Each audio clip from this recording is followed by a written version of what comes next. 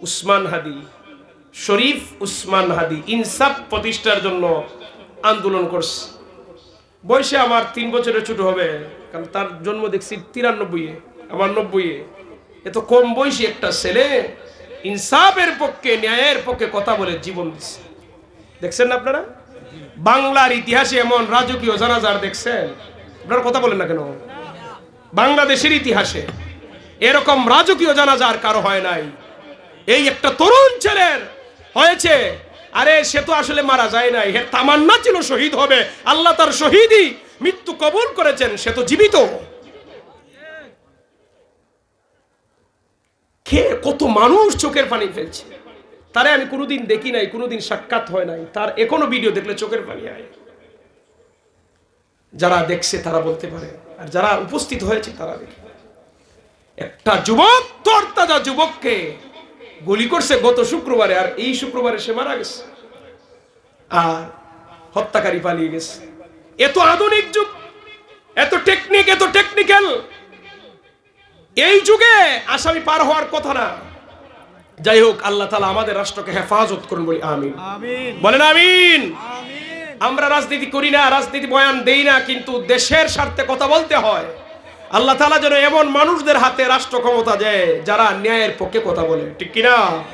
ভালো মানুষের হাতে, সত্য মানুষের হাতে ন্যায় বিচার প্রতিষ্ঠা করে, সমাজের উপকার করে, রাষ্ট্রের উপকার করে, এমন মানুষের হাতে যেন আল্লাহ ক্ষমতা দেন, বলি আমিন। যে শরীফ উসমান হাদি চাইছিল ঢাকার 8 আসনের এমপি হবে, আল্লাহ তাআলা দুনিয়ার বাদশা বানাই দিয়েছে একবারে। আপনাদের বিশ্বাস হয়নি? ইসেলে যে শহীদ, বিশ্বাস হয়নি আপনাদের? বিশ্বাস হয়। তার বক্তব্যগুলো শুনে দেখেন, তার ব্যাকগ্রাউন্ডটা জানেন।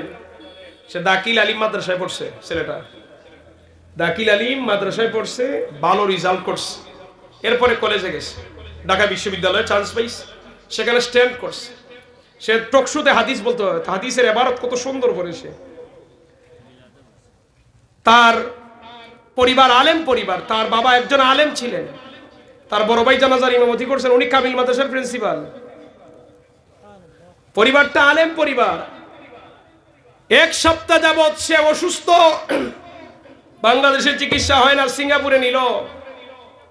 তার পরিবার পর্দার বাহিরে আসে নাই, তার পরিবারকে কেউ দেখতে পারে নাই। কিছু সুশীল আছে না, ওই যে বুদ্ধিজীবীর নামে কুবুদ্ধিজীবী, বুদ্ধি প্রতিবন্ধী, কয় সে মারা যাচ্ছে, কিন্তু তার বউর তো দেখা গেছে না। কত বড় বেহায়া, বেলাজা, হে নিজের বউরে দেখে না, আর একজনের বউ দেখার লাগি হয়। সম্মানিত হাজির, আদর্শ পরিবারের মহিলারা কখনো বেপরদা হয়ে বের হয় না, কথা বলেন ঠিক কিনা? স্বামী মারা গেছে, স্ত্রী আসে নাই মিডিয়ার সামনে। আজকে একটা ভিডিও দেখছেন আপনারা, উনি যখন গাড়িতে গেলাম, সে ওনার স্বামীর শেষ দেখা দেখবে না। বাড়িতে তো আর জানাজা না, জানাজা তো রাষ্ট্রীয়ভাবে হইছে, কত প্রটোকল। তার পরিবার আসছে, আগেই মিডিয়া বন্ধ করাইছে, তারা মিডিয়া বন্ধ করাইছে। তারপরে উনি যে আসছে, আলাদা 2-3 জন মানুষে দিয়ে একটা পর্দার স্ট্যান্ড বানাইয়া ওয়ান টাইম গাড়ির মধ্যে দিয়ে উনারে সর্বোচ্চ, উনি পর্দার ভিতরে গিয়ে উনার স্বামীরে দেখছে, এরপরে আবার গাড়িতে উঠছে, মিডিয়ার সামনে কথা বলে নাই। আদর্শ পরিবারের পরিচয়টাই। সম্মানিত হাজিরিন, এই ছেলেটার তামান্নাই ছিল শহীদ হবে। অনেক মানুষ মরে গিয়েও জিতে যায়, শহীদ শরীফ উসমান হাদি সে মরে গিয়ে জিতে গেছে। এমন মৃত্যুর তামান্না প্রতিটা ইমানদারের প্রয়োজন। শাহাদতের তামান্না যার দিলে থাকবে না, আমার নবীজি বলছেন, এটা তো মুনাফিকের আলামত। প্রত্যেকের হৃদয়ে শাহাদতের তামান্না থাকবে। এই জন্য আমিরুল মুমিনিন হযরতে উমর রাদিয়াল্লাহু তাআলা একটা দোয়া করতেন সব সময়, আল্লাহুম্মা রযুকনি শাহাদাতান ফি সাবিলিক ওয়াজআল মাউতি ফি বালাদি রাসূলিক। আল্লাহুম্মা রযুকনি শাহাদাতান ফি সাবিলিক, হে আল্লাহ, আমাকে যখন মৃত্যু দিবে তুমি শাহাদতের মৃত্যু দিও। ওয়াজআল মাউতি ফি বালাদি রাসূলিক, আর আমাকে যখন কোন শহরে মৃত্যু দিবে, আমার নবীর শহরে মৃত্যু দিও। জুড়ে বলেন না সুবহানাল্লাহ। শহীদ মৃত্যু আর নবীর শহর, এই দুটি জিনিস তামান্না করেছিলেন হযরতে আমিরুল মুমিনিন উমর রাদিয়াল্লাহু তাআলা নূর। শহীদ মৃত্যু হয়েছিল, উনাকে নামাজের অবস্থায় ছুরি দিয়ে আঘাত করেছিল, জানেন আপনারা? নামাজের মধ্যে ছুরি দিয়ে আঘাত করা হয়েছে, উনি শহীদ হয়েছেন, উনার দোয়া কবুল হয়েছে।